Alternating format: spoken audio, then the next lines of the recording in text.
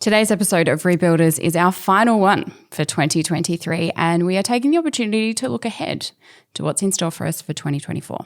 We're going to look at the megatrends affecting, I think, what's going to shape the world in 2024. I'm going to pronounce the end of an era. I think 2023 is the end of an era that went from 2015 to 2023, and we're entering a new one. If you want to know what that is, you'll have to listen to the episode. But also we end, I think, with a real encouragement of what God has for us in 2024, for you individually, for us as the church. I think it's exciting times. Yeah, let's get into it. Welcome to Rebuilders. My name's Liddy and I'm here with Mark and Daniel. How are you both today? Good. Season's greetings. Glad tidings. It's good to be here. I would like the top of the show today. Yeah, okay, by all means. Something I've wanted to do for the last few years and just have never actually got around to organising it is get you guys a little gift for Christmas. Oh, Daniel. I've got you guys some gifts. Oh, wow. Okay. So Daniel is currently... What is going on? Oh, my goodness. He's presenting us some gifts. Hey, Merry Christmas. Amazing. What a legend. Wow. So for those listening at home, there is the YouTube option where you can see what's happening. We are currently opening some gifts from Daniel. Yeah. I'd just like to point out that I got a bigger box than Daniel. Yeah. Well, first of all, Mark, Liddy's is bigger. Yeah. So Liddy, you're getting married next year. Oh, wow. And you need an activity and a show. And Mark, this is topical. Okay, so while Liddy's opening, I've got a compact Australian bird guide, which is a guide to Australian birds. Obviously, a reference to the fact that my letterbox has been filled by. And I heard it's back. It's back for our listeners. It's hovering. It's hanging around. I've got a photo, but maybe we can put the photo in the in subscriber chat. In the subscriber chats. We can do that. While you share what you've got, Liddy, I'm going to look up what bird is making a home in mine. Well, I've been gifted a 500-piece puzzle, and the artwork of the puzzle is The Office. Yes, excellent TV show, which Mark and I both love. And I am not entirely convinced on. I mean, my future husband is a fan, so he'll enjoy putting this together on his own while I go and sit in another room on my own. Fun marriage activity. Sit on your room. I actually love puzzles, so I will do it. I know. That's why I got it. And I'll cry the entire time. Thank you, Daniel. Thank That's you. really fun. This is very nice. Can I just say I found the bird? Oh, yeah. What have you got? And it's the common myna bird, Acidotherius tristis. And it says this of the bird. It's a bold, strutting, raucous urban dweller. Isn't that the people we minister to? Introduced in 1860, progressively occupying disturbed rural environments. Oh, my goodness. Oh, their voice is a broad repertoire of grating and melodious calls, which go chick ooh cheer and chi chi chi is their attempt to Does it say capture. anything about where they like to make their habitats? Well, I presume that because it's raucous, bold and strutting and it's an urban dweller, that it is raucously strutting and boldly moving into my letterbox. Oh, my goodness. That's amazing. Well, Thank Merry you, Christmas Daniel. to you both. Thank you. Thank you. Yep. I'll pop that there. Well, what a wonderful start to the episode. Amazing. Thank you, Dee. Pleasure. Merry Christmas. We are going to get into what will be potentially an epic episode. End of year bonanza. If you listened to our last episode, you will know Mark kind of teased the idea. Or did you tease it in subscriber chats? Subscriber chats. Okay. Well, those of you who subscribe will know.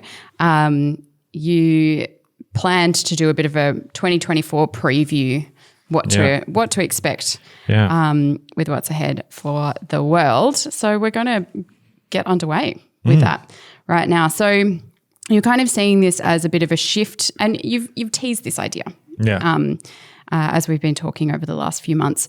So a shift from the age of anxiety to the age of anger.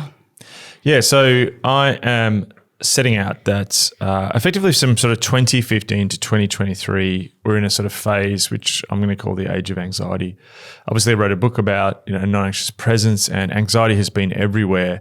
And, I think this begins in 2015. There was a real sense that, hang on, things are changing and it's not heading in the direction that we thought. Obviously, Donald Trump's election, Brexit, numerous elections around the world, this sort of intensification of the cultural war. You see in this period the Ukraine war, really sort of kicking off, and just a general sense like, hang on, we're worried, we're anxious. This does not seem to be turning out in the way that we thought. But I think what we've realized now is that as we move into 2024, this is not a blip. A lot of the first part of this, this is a blip. Normal service will be resumed. That hasn't happened. So I think that we're going to sort of head into a new phase, a phase of anger. In a sense, anxiety is internal. It's a felt reality. Whereas I think what we're going to see is it sort of spill out into the social more. And probably that's not happy news for lots of people thinking, oh my goodness, it's been anxious enough heading into the age of anger. But I'll sort of explain why. But I think at the end of that, there is a little bit of a silver lining, which we'll get to at the end. But what we want to do then is we'll sort of go through some cultural, political, sort of where the world's going type stuff.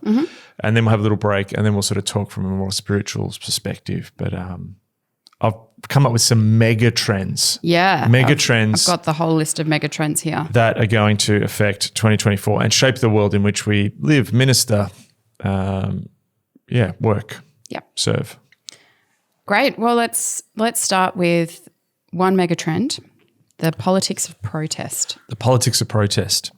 So I think one of the sort of things that characterized the age of anxiety was this sense that before then, there was very much a notion that the world was sort of smoothly sliding to a progressive utopia. This is almost the Obama era, yes, we can. That it was inevitable, it's going to happen, and it was sort of going to be an overarchingly pleasant experience. And then the age of anxiety begins when people realize that that story is not being fulfilled. And so since then, there's been this battle like, our government's going to go the left or the right. And all of a sudden, people in places like America would be tracking with, say, the Polish election, which way is it going to go? What's this going to tell us about the way the weather vane is indicating the future political reality? Is it going to go left? Is it going to go right? And so a lot of stuff about the rise of the authoritarian right. But I think what we're seeing across the world is not so much a swing to the right or a swing to the left as much as the politics of protest. And what I mean by that is it's remarkable, and we've mentioned this before, it's remarkable that across the world, whether it's from Peru to Japan to Scandinavia, there is just this incredible dissatisfaction with incumbent governments in power. Doesn't matter if they're left, doesn't matter if they're right. I just read this morning that I think PM Kishida in Japan is like at 19% positive approval rating, which is the lowest since World War II. Wow. And that's not a story that's unique. You're seeing this everywhere. In Australia, we had a government which became unpopular, which was a conservative government under Scott Morrison. They lost the election in quite a large majority to our Labor government, which is our sort of centre-left government. But already Labor has only been in power, a year or something, and their approval ratings are really low. Yeah. So you're seeing this dynamic across the world where there is just an increased frustration with the status quo is really what this is. Even those who attempt to change the status quo are finding it more difficult. So, again, too, we had a protest vote in Donald Trump coming into power. But then Biden was sort of this pushback against that. But Biden's unpopularity is incredible. So just sort of looking at some, sort of more granular details. In Argentina, we had the election of Javier Milei, who was completely outside of the political system in Argentina. Argentina has been run by a sort of form of populism that sort of became institutionalized called Peronism. And all of a sudden, this very maverick outsider, libertarian economist who a lot of people characterize as far right. Is he really far right? He's more just a radical free market economist. And that's happened in Argentina because people are deeply frustrated with the state of the economy in Argentina, and it's been terrible for years. So again, it's not whether is the world turning libertarian, is it turning socialist? It's more just people are absolutely frustrated. And I think what's happened is there's been a sort of break in the social contract. Now, one sort of example that people gave is, hang on, maybe there's a pushback against the authoritarian right, is the election of Donald Tusk, not Donald Trump, Donald Tusk.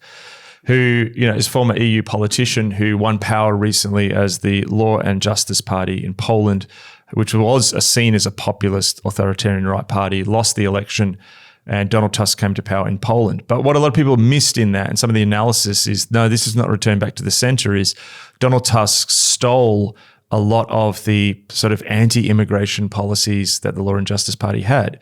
So there's this sense that he won through sort of taking a populist approach. Yeah. So again, he exploited dissatisfaction with the incumbent party, and that's something we see everywhere. But I think probably, this is going to be a dynamic in 2024 because there's an incredible amount of elections coming up. We have the Indian election, which is 1 billion people. We have the elections in Great Britain.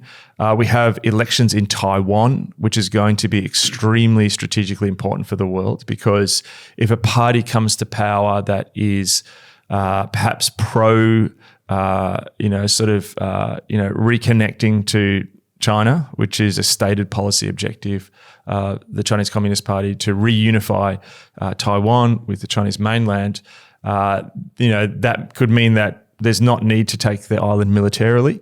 But if there's a sort of independence party wins, will that then see that will be sort of like a confirmation that we're going to see a conflict in the Taiwan Strait, which will have huge consequences for the world.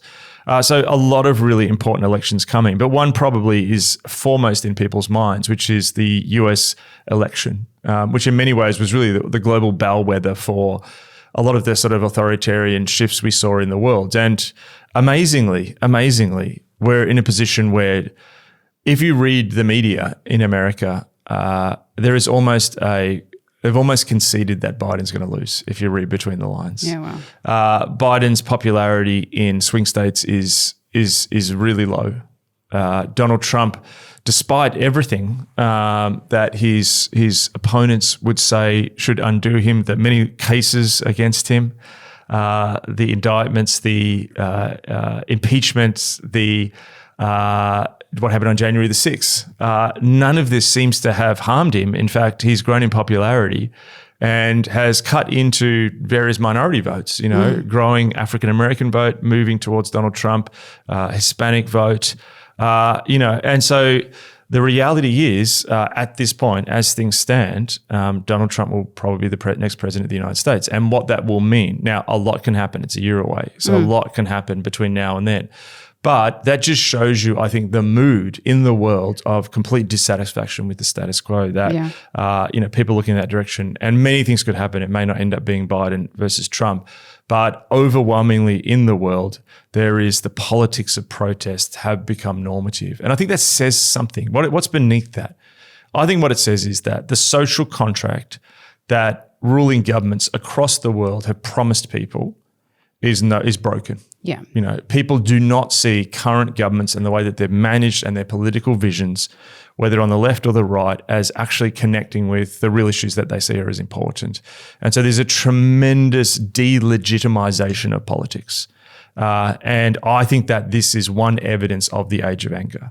The age of anxiety of like, this feels a bit off. The age of anger is, hang on, something is really broken here. Yeah, and we've got to do something about it. Exactly. We've got to shift the status quo. We are no longer invested in the status quo. And I think particularly with young people coming through too as well, the ideas of it's more difficult to own a home, it's more difficult to enter into the economy. And I notice that younger people overwhelmingly have a sense the world's not necessarily going to be a better place. So there's a profound rupturing of the social contract and the role that politics plays in the world, which I think is evidence of the phase we're heading into of the age of anger. Okay. Well, I think this leads well into the next one, the drums of war.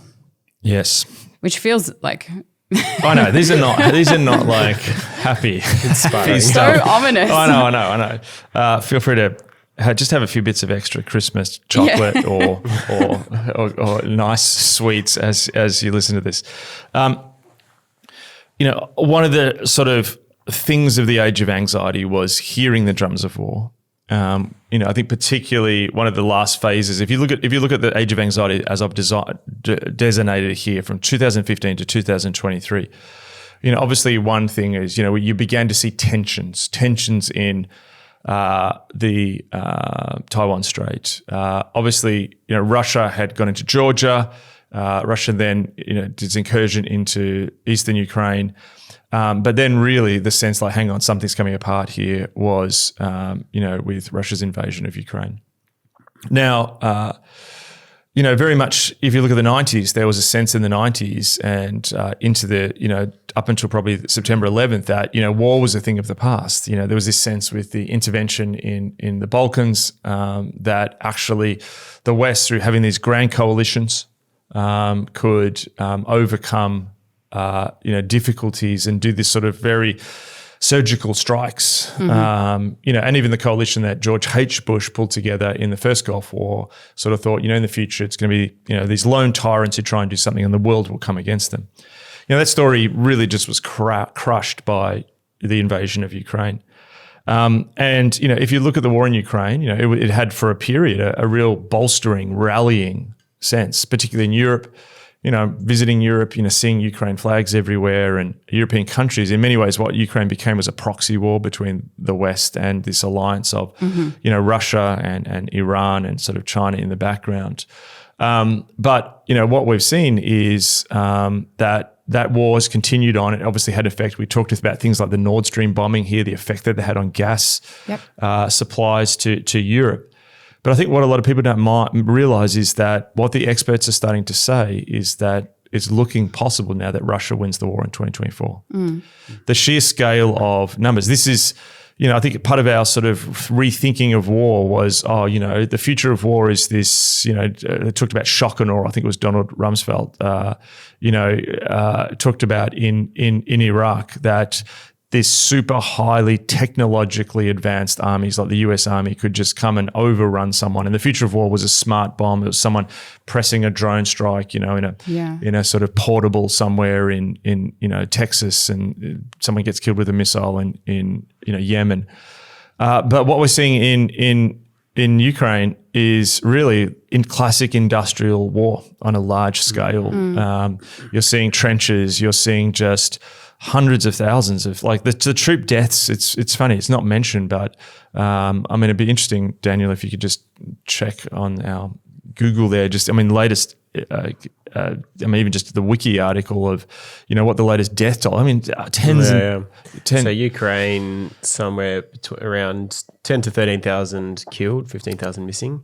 Russians 120,000 killed, 170 to 180,000 wounded. So really, when you get into this sort of like mass scale of war, it really comes down to numbers. And Russia just has a heck of a lot more people than Ukraine. I don't think Russia has even put its conscripts in yet. Russia has also a conscript army, which is not committed. And so it's become a war of attrition. Secondly, Russia is currently put itself on a war footing with its economy. So at the start of the war, people were talking about the fact that sanctions are going to cripple Russia. But Russia, in many ways, has sort of found its way around many of these sanctions. And the economic effect is actually being felt in Europe as well. A lot of the inflationary problems we're talking about in the world, a lot of the energy problems that Europe is facing, and Europe has dodged some of these so far because it had a relatively warm winter. It's gone in both directions. But just at this point, it comes down to bullets and artillery shells. And Russia is producing more. North Korea is producing a significant amount of shells and bullets for Russia. Interestingly, Ukraine's prime supplier of bullets and artillery shells is now South Korea. So weirdly, you've got this situation where Ukraine will get this weird South Korea, North Korea proxy thing happening as well. Right. Ukraine is being exhausted. So I think, when Russia took over at first, it looked like they'd take, Ukraine. We all thought that, and then we thought, no, they've turned back. So what would it look like if either this sort of becomes just a continuing slow attrition? What does it look like if Ukraine falls? Not many people have thought of that. And what you've seen is the amount of sort of treasure, not so much soldiers, but treasure that the West is having to spend. Now, what you're seeing is part of the resolve of the West to fund the war in Ukraine is starting to be tested now. It's increasingly becoming a political talking point. And again, in the US election, in many of these elections around the world of countries who are supporting Ukraine, there is increasing frustration that's going to come up in the populace of supporting Ukraine while there's a cost of living crisis and the economic cost. What does it look like if Russia takes the whole of Ukraine? And all of a sudden, you've got Russia, right on the border. In a sense, Ukraine was a buffer zone between Russia and NATO. It's going to be really interesting how that plays out. And obviously, this is also happening at a time where we have the Israel-Gaza war continuing. We did an episode on Israel-Gaza. Israel had not even gone into Gaza at that point. But this is continuing, and again, to many, many casualties, significant civilian impact this is having. But also perhaps what is less being reported on, and it's interesting, part of the reason it's less being reported on is because I don't think the US is interested in it being reported on, and sort of facts are coming out after the event, is that a number of Iranian proxies are also attacking US positions in Iraq and Syria. Bases are being attacked, and the Iranian proxies have got some quite sophisticated weapons. So there is still the significant potential that the war in Israel and Gaza. So it's you think it's between Israel and Gaza, but there's literally engagements between US forces and Iranian proxies in other places. So that has the potential, and that's another place the US is having to send military equipment. That's going on. One other after effect of that is happening, or not, a sort of secondary effect, is that the Houthi rebels who are in Yemen, again, another Iranian-backed militia, are currently starting to sort of fire missiles at shipping in the Red Sea. And the Red Sea is one of the world's sort of main shipping crossing points for oil and energy and container ships. And what happened, it goes through the Suez Canal, which obviously was something which made global trade easier because it shortened the distance. People before had to go around the Cape of Good Hope at the bottom of Africa. But what happened is about 2 days ago, Maersk, the gigantic Danish container shipping company, said they're not going to go through there. It's simply too dangerous. And there was a domino effect. And now all these companies, energy companies, container ships, are like, we're not going to go through there. So they've either paused their ships or they're redirecting fleets to go around Africa, which is going to add weeks and weeks onto the journey. And again, to the real potential. So Christmas won't be affected. All the stuff's been on the shelves for some time. But you're going to see, again, probably more supply chain issue disruption like we saw with COVID. You're going to see probably have an inflationary effect because shipping costs will go up to transport stuff. It's just more expensive to go that further. So, if that wasn't enough, also then on the dial comes into the potential of a conflict in South America. So Venezuela, which, elected a sort of, has a far left sort of government that is connected again to this axis of Russia and Iran and China. There's a significant presence of Hezbollah, which is the Iranian proxy in Beirut, in Lebanon. It actually has a presence in Venezuela. Wagner, the Russian mercenary group who did the coup, which I think we talked about, they have a presence in Venezuela. And this is part of this axis against the West. And I think it was about a week or two ago, there's a particular region in one of Venezuela's neighbors of Guyana, which is formerly British Guyana, a very small country, less than 1 million people, I think 700,000 people. In 2015, the Guyanese discovered a significant oil field. And so basically did some deals with, I think it was ExxonMobil to, this is going to become a new source of energy for America. And basically what happened 2 weeks ago is that part of the region of Guyana, Venezuela claims, and it's been a disputed territory for some time, but Venezuela very quickly held a referendum where they actually said, this is our land, and are now talking about taking that land. Right. So you've got a buildup of troops on the border of Venezuela and Guyana. The Guyanese army, I think, is only it's like a few thousand guys are pretty underarmed. But what this would do is there's already US troops that have sort of flown in. There's flyovers happening. It's a significant strategic asset for the US, Guyana, and particularly these oil fields, is that you could see another place where another proxy war breaks out. Brazil is also concerned. They've put troops on the border. So what you're starting to see is a stretching of America as a global power who has a very strong military. But when you're starting to involved in different theaters, your artillery, your military equipment is needed, you get really stretched. And, just a couple other things on the drum board. I mentioned the Taiwan elections, and we've spoken about Taiwan before. But again, too, there is a nightmare scenario here for the US if, you see action in Ukraine, Middle East, South America and Taiwan. How does the US, how does the sort of Western forces aligned with the US react in a situation like this? But there's more. We're seeing an intensification also with another actor who's part of that sort of axis, North Korea, who is supplying the Russians with military equipment. They're increasingly strengthening and building up troops around the sort of border regions with South Korea, and as continuing their missile development. And just I think today in the last 24 hours has sort of tested some more missiles. One which has the capability, intercontinental ballistic missile, which has the capability of reaching the US. So you're seeing these flashpoints. Is it coordinated? We don't know. But what you are seeing is that America's ability to project power, and when America's ability to project power militarily is also a way of keeping the sea lanes of the world open, the sort of lifestyle that we're enabled to have has very much been facilitated, that the shirt you ordered from H&M can get on a container ship to you across the world's sea lanes, is that as America is militarily stretched in the world, its ability to project power is stretched. And that means the vision of the world as we've understood it is increasingly being stretched.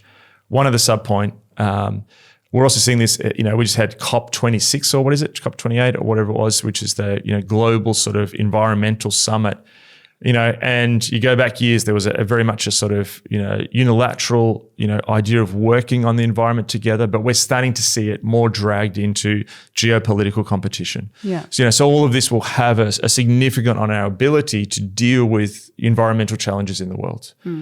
Because what you're seeing is, as I mentioned about Venezuela, a lot of this stuff is actually about resources and energy, these flashpoints in the world.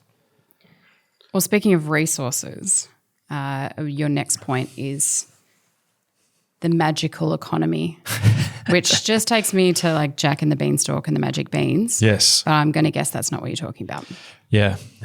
So, one of the other big trends, mega trends in 2024 is we're in a really, really strange moment with our economy. And you have these, one of the conundrums that people are asking, the question is, how is Joe Biden so unpopular currently when the economic indicators in the US look good? The US economy is growing. There's people making money on the stock market. But effectively what we have is we have an economic model in the world. And I think this is one of the reasons why we're seeing the politics of protest, is that certain sectors of the economy are doing well. If you're in energy, you're doing well. If you're in military equipment, you're doing well. If you're part of a big sort of, private equity company, Blackstone, BlackRock, Vanguard, these people are doing really well at the moment. Yes. But the average person who is on the street isn't doing as well. And the cost of living crisis, inflation affects people who work in service industries. Here in Melbourne, we have, significant development as we've grown on the edges of our city of people who bought houses at probably borrowed a lot of money in the era where there was low interest rates, who all of a sudden are now facing the reality that their interest rates have gone up. Their credit card debt has gone up. And so we've been in this really weird, novel situation for the last little while where we had low interest rates. We had then in 2020 with the coronavirus pandemic, one of the biggest economic shocks since the Great Depression. One of the ways that governments dealt with that is through stimulus, printing money. People got checks. But you were giving money to people who really couldn't spend a lot. Like, what are you going to spend it on? Candy Crush, like sitting on your couch. So that meant household savings went up.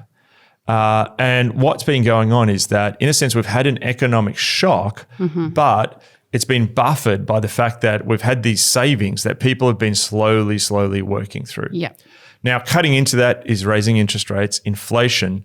So in a sense, things like restaurants and services and cruises is all continuing. We've also got a lot of baby boomers who got a lot of accrued money and are spending that. But a lot of the intergenerational stuff of boomers versus millennials in the housing market is really just cover for not talking about the fact that there's some significant structural issues with our economy. Yeah. We're also in this weird thing is because you've got so many baby boomers retiring, it means that normally in a recession, you'd mark a recession by the fact that there's low economic growth plus high unemployment. We don't have high unemployment because there's people resigning and retiring. Yes. So employment's still high, but actually the economy is stagnating.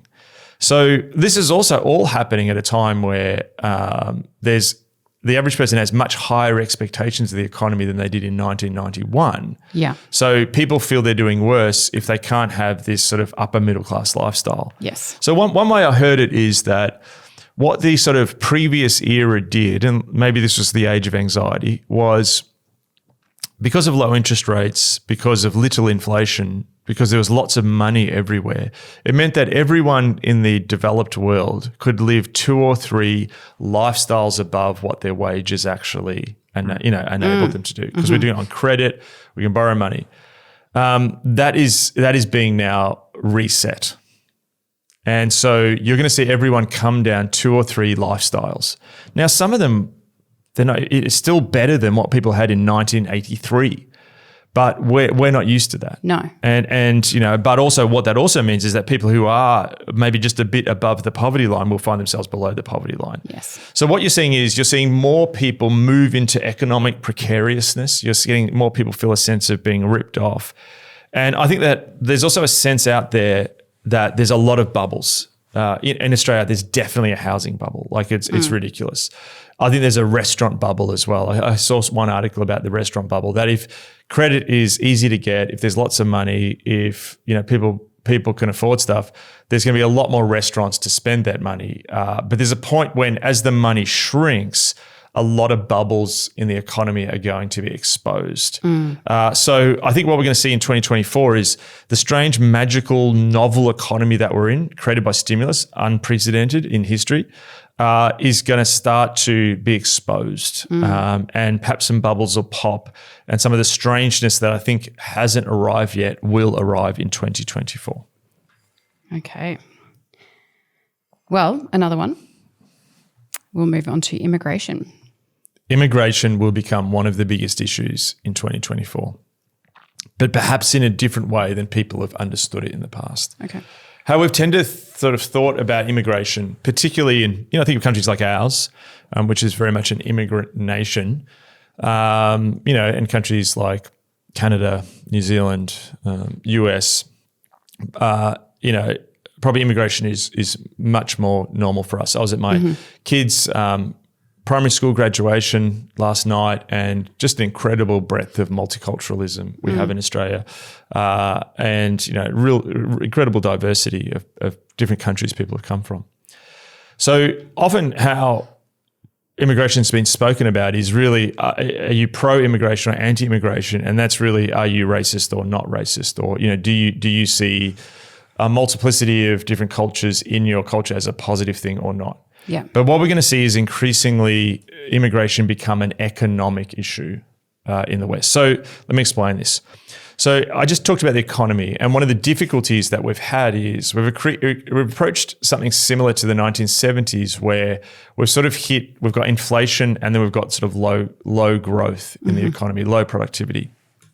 And so one of the ways that we've learnt to stimulate the economy, and Australia has been an immigrant nation, but we've also become addicted to immigration as a way of solving our lack of growth. Yeah, right. So the more migrants you bring in, the more jobs they can do, and it stimulates the economy. And as cities like Melbourne and Sydney are just growing, and that can be true of Vancouver, that can be true, you look at a city like London and migrants that come in. So part of the response of to the coronavirus was to flood the economy with stimulus of capital.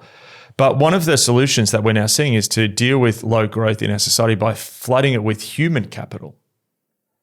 So bringing people into the system, which will take jobs. Someone gets a good job, then they've got to have services that stimulates the economy. Yeah. But Australia was talking about like we need 650,000 migrants. Canada, I think, was talking about getting 1 million migrants. Yeah. New Zealand and all this. However, something fascinating has happened in the last couple of weeks. So Rishi Sunak, who Prime Minister of England, Britain, was talking about, similar thing. We're going to bring all these migrants in, but then he's begun to walk it back quite dramatically. Within less than a week, our Australian Prime Minister on a Sunday announced he's going to walk it back. New Zealand, I think, is following suit. Canada hasn't done it, but what's happening in Canada is fascinating, is that a lot of the migrants who they're getting are actually now, they're struggling with the problem of reverse migration because migrants are coming to a place, like Toronto, and they can't afford a house, they can't afford inflation, and they're moving to other countries. So what we're seeing is this really interesting dynamic where we need immigration, but it's happening at a time of housing crises, cost of living crises. Yep. So, part of me is like I love Australia's cultural diversity. I've grown up around it. Like, I have no problem with it. But then when you hear that the government's like going to bring 650,000 people and there's people in your church who can't find houses, in your head you go, hang on, how's this going to square? How's this going to work? So I think that immigration has been used as a kind of economic stimulus in globalization, more than your classic sort of Statue of Liberty, bring your poor, tired, and needy or whatever to us. So you're going to see this increasing backlash against immigration now in places like Europe, which as the demographic decline really begins to hit. So, for example, Japanese Prime Minister talked about the fact that Japan is going to become non-functional because they don't have enough people to do all the jobs that need to be done. Yes. They're losing knowledge. Who runs the power plant? Who, teaches law at this school? They don't have the people to do that. They're going to have migration. So I think less so in countries like New Zealand and Australia, which are used to large levels, and say Canada or the US are used to larger levels of migration. What you're going to see is in Europe, which hasn't had that history, an increasing backlash against migration, which is probably more about culture and, particularly sort of civilizational clashing stuff. So what this means is immigration is going to become an issue. So our government has cut immigration. UK is cutting immigration. I think New Zealand's doing it or talking about it. Okay, so you realize that it's going to cause social problems if you have massive immigration. However, an economic problem, you still don't solve the economic problem that we're heading for a massive demographic decline. Yeah. So all this is doing is kicking the can down the road, because what's going to happen in 10 years, people are going to go, well, there's no one who can do all these jobs. Like I can't find a mechanic. Yes. So this raises this is the sort of sub point of this one is the world in the age of anger is going to hit demographic decline, where it goes from a theory that people are warning about in the future to a reality that begins to happen. 2020, the first baby boomers began to retire.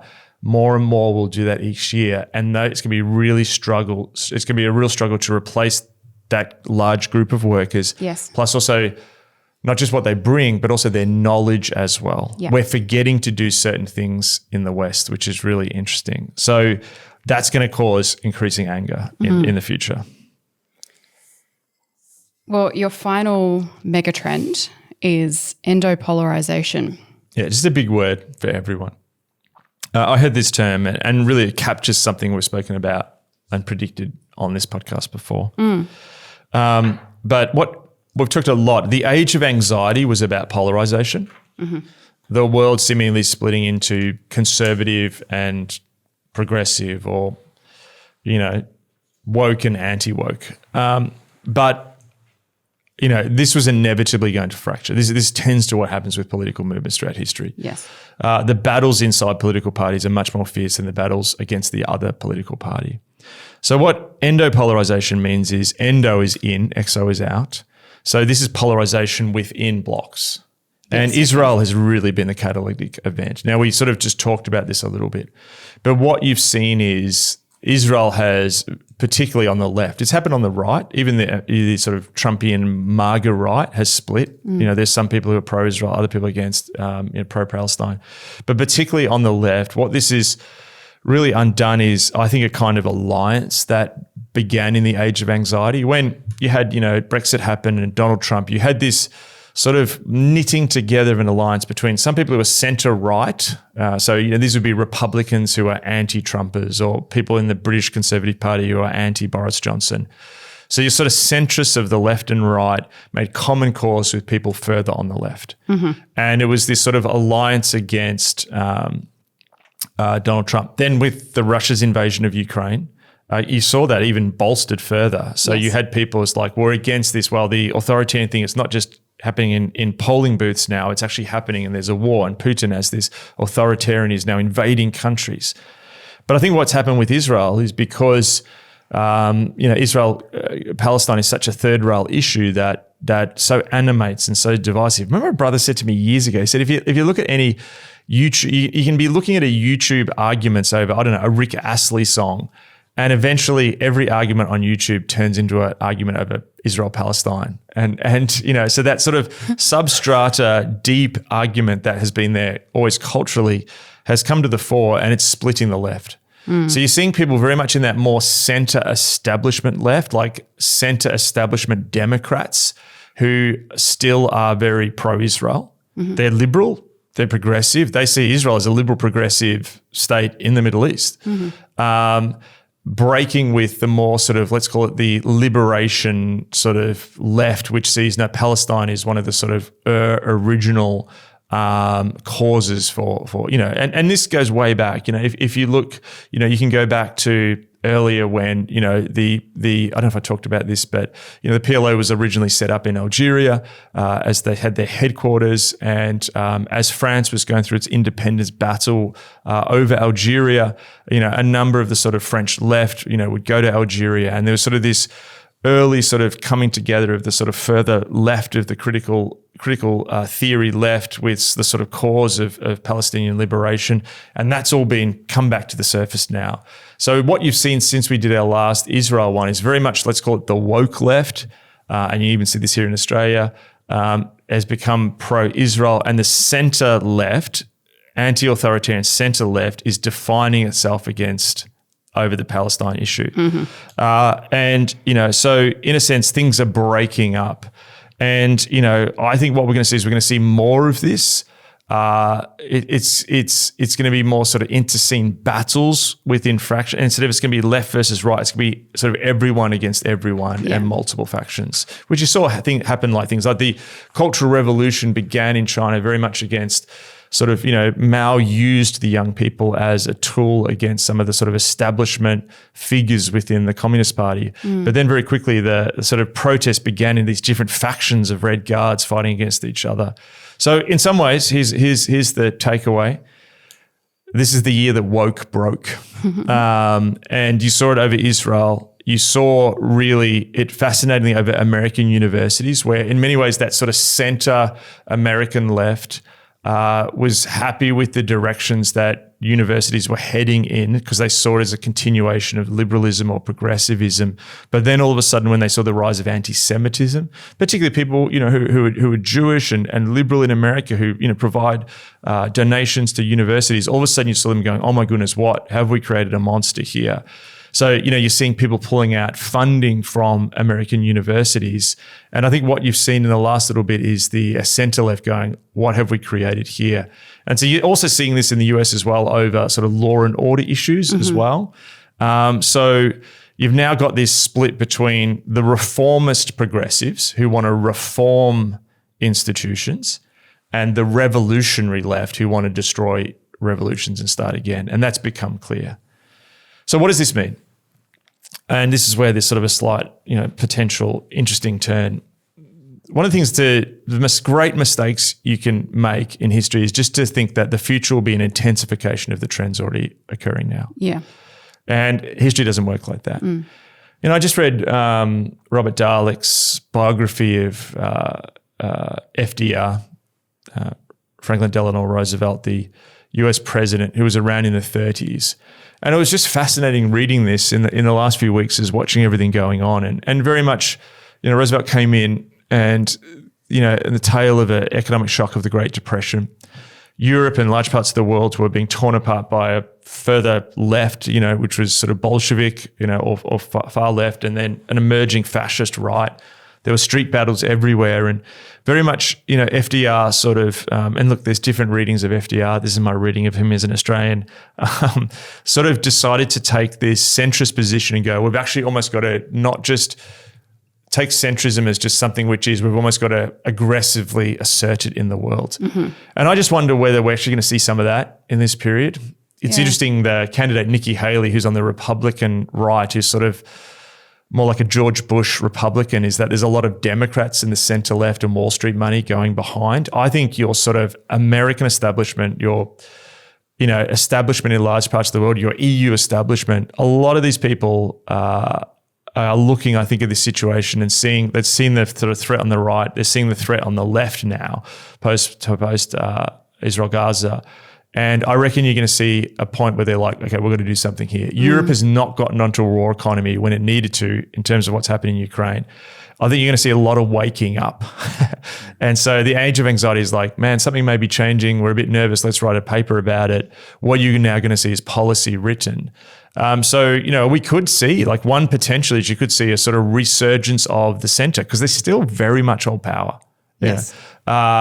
And a bit more of an alliance of the sort of centre right and the centre left. That's one potentiality. One crazy thing that no one could predict is Nikki Haley becomes president in 2024.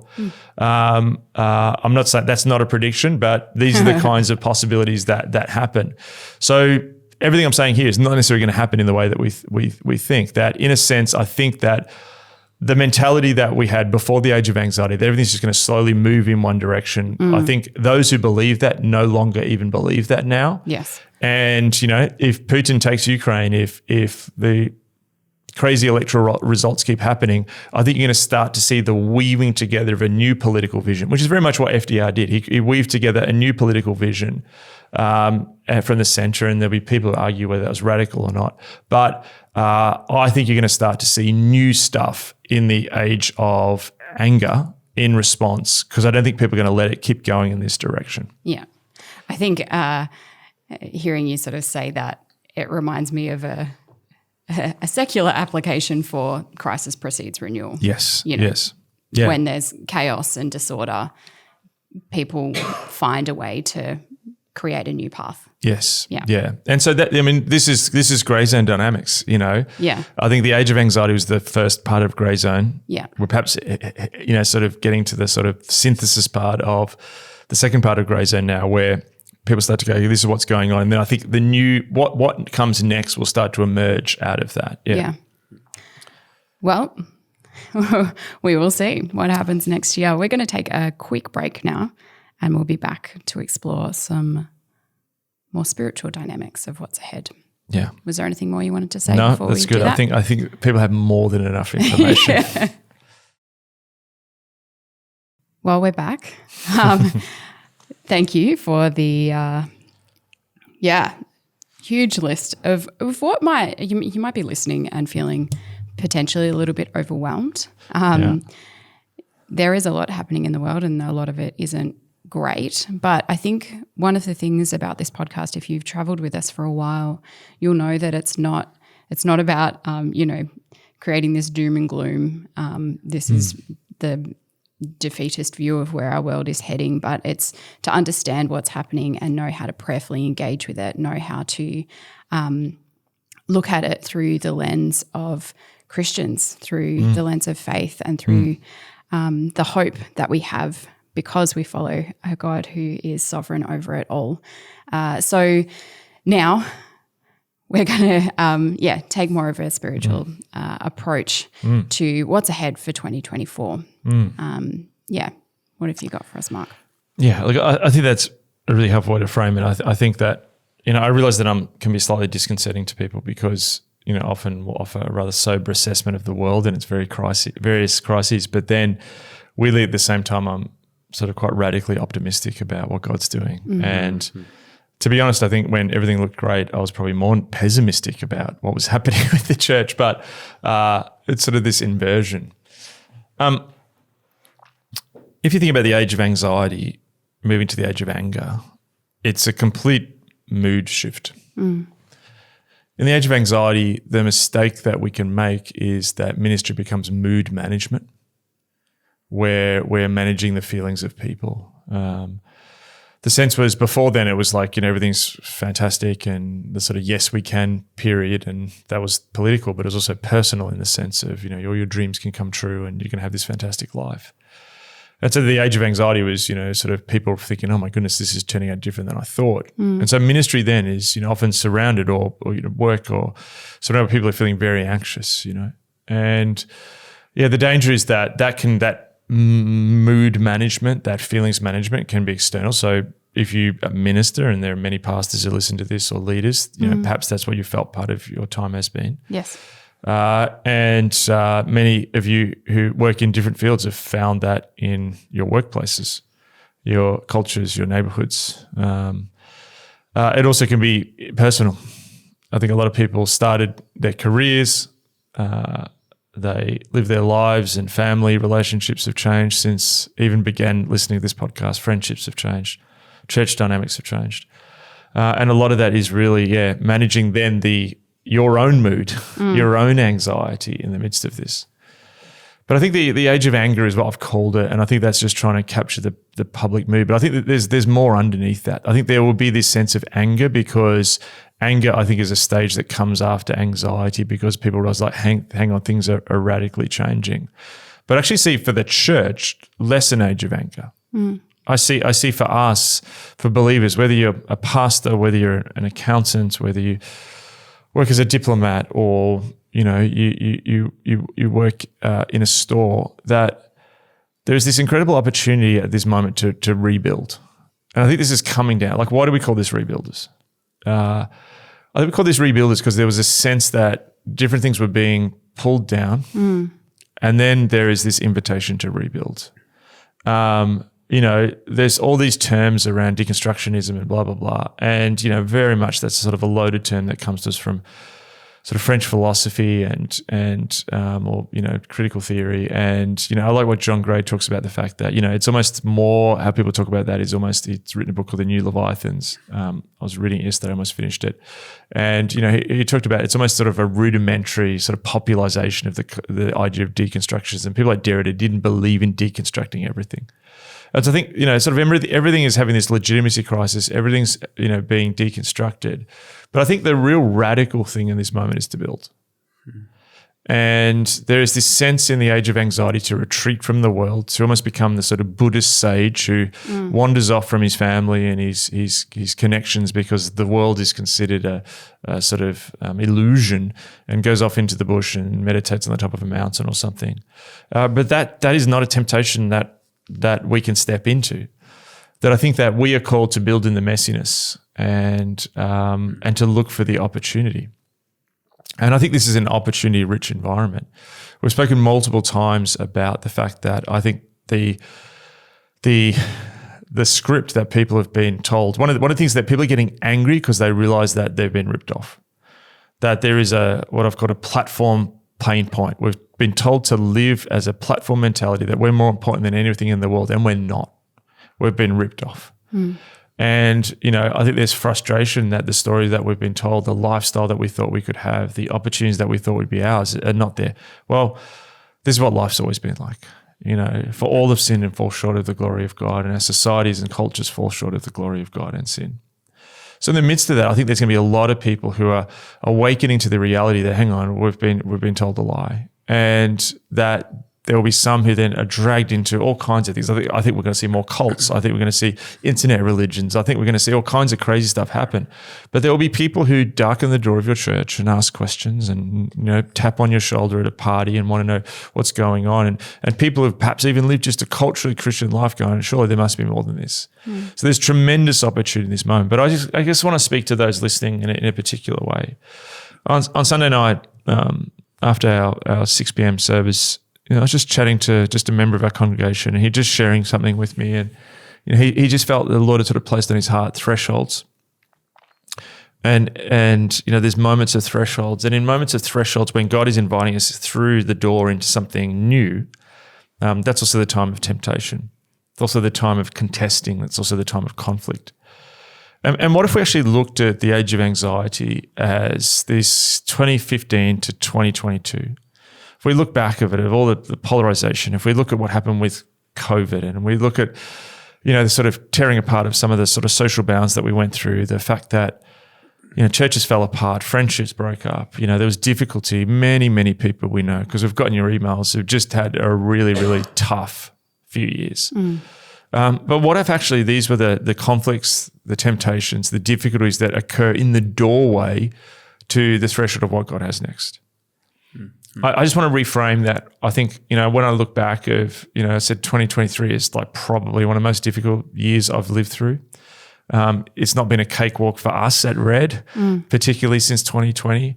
We've been through many of the things. The background, we're not sitting in some compound here, putting out a podcast and then, going smoking cigars for the rest of the week. Like, we go from here and we go into meetings and we go into realities and we go into difficulties in our work and personal lives and all this stuff. And I think one of the things that I've realized is in the midst of pain, God prepares. C.S. Lewis talked about that, God speaks the most loudest in the midst of our suffering. And so, one way I'm realizing coming out of 2023, and in some ways I'm happy to, be finished with this year because it's been really, really tough. But what I also see in the midst of that was incredible preparation. I think some of the moves that we saw, like we talked about the first spring rains of God's renewal. We began 2023 with recounting just some of the ways the Holy Spirit had come close in services. We did the renewal sessions. We've had, we had a service a couple of weeks ago where we just had different people sharing their stories of transformation and renewal. And I've seen in the last 3 years, people profoundly transformed and renewed in ways I'd not seen earlier. It happened occasionally, but it's happening to more people. I've shared before that I think God is seeding the world with pillars, and I think many are listening to this. So what if actually there's been a foundational preparation? Like what actually if God has deposited things in you? What if you've actually gained resilience? What if actually you've been strengthened by the Lord? What if actually God has, you've lost some relationships, but what if that's actually because God wanted to bring you relationships? When God is doing something, I just have this sense that there's lots of people who, feel super isolated and are sort of going, you feel punched up and beat up after this season. But I just wonder if part of this is preparation for an elevation of your spiritual authority. You've learned stuff. Maybe this sort of Christmas period, January period, instead of just coming up with, 10 new morning routines that you want to do for your New Year's resolution, what if you actually reflected on what have you learned? What has God deposited in you? And what if so much of this preparation is that a harvest time is coming? What if this preparation is that, it's going to be the age of anger and, there'll be a Time magazine thing and, someone will nick it or something and it'll be, the age of anger. Yeah, but what if actually this is the age of harvest? What if this is actually the age where we see a bunch, and I just particularly want to talk to a lot of, we can see the demographics through our stats. A lot of you are younger leaders, not all of you, but a lot of you are younger leaders and perhaps you're not so young now. And maybe it's actually your time to step up and take the reins of what God wants to do. And maybe the time of the extended young adult years, which now seem to push into the mid-40s. What if that's not over? What if it's actually the time for you to step up and step into the call that God has? Not a time to mourn, but actually a time to celebrate what is to come. And that's going to be in the mud. That's going to be in the mess. Let me tell you now, every Christian biography that I've read of a leader, none of them had this awesome, wonderful, pieced together, perfect, Instagrammable life. That actually was always mess and conflict, but in the midst of them, God used incredible people. So my sense for 2024 is, it's the age of anger. That's my cultural read. But my spiritual read is that it's the age of opportunity and it's the actual age of harvest. And I think I just have a sense, I'm sort of preaching now. I get that and I'm speaking prophetically, but I just think that this is a moment where God's like, yep, you're sitting here, you're on a walk, you're driving a car, you're sitting in your office listening to this with your earbuds. But this is where he's sort of saying, step up. This is the time to step up and step into the new opportunity that I have for you. The world is fundamentally sick of hype and imagery and public relations and, focus groups. What the world is hungry and looking for is, authentic believers who really believe this stuff and actually show the fortitude and strength and resilience that many struggle to find because they believe the myths that the world has told them. But we believe in the resurrected Christ who rose from the grave on the third day, and that resurrection power is yours. So my encouragement to our Rebuilders audience, the journey that we've gone through, I think it's our encouragement for us here as well is there is so much more that God has for us. And what if actually, as the world's dreams are falling apart in 2024, what if it's actually time for God's dreams to actually become true in your life? In the sense that I don't mean that in some stupid prosperity gospel way. I more mean like, what if it's actually the time to dream again as the church? And maybe our dreams that we had have actually been torn down by the presence of God because they were of the flesh. And what actually if now the dreams of God are going to start to come on the radar because they've been purified and refined in the fires that so many of us have gone through. So yeah, a lot of concerning trends in the world. But I think incredible opportunity. I hope can't be in some revivification of centrism or something like this. Like our hope is in Jesus, and our hope is that he works through people like you and me, wherever you are, big cities, small towns, whether you're working in the marketplace, working in government, just trying to be a person in your neighborhood of peace and love. My encouragement is to step through the doorway. God has been preparing you. He wants to use you and step into all that he has for you in 2024 because it's going to be rich with opportunities to minister and advance his kingdom in partnership with him. Amen. Amen. Yeah, it's good. What a way to end our Rebuilders episodes for the year. Thank you so much, Mark. Thank you, Daniel. We just want to say a very happy Christmas to all of you who are listening. Pray that it's filled with joy and peace and love. If you do want some background conversation for this episode, we're going to be recording subscriber chats in just a moment. And if you want to receive that, you can head to our website, rebuilders.co, and subscribe to our mailing list. And you'll get it a few days after the episode is released. But until next year. Merry Christmas. Yes. Yeah. Thanks, everyone.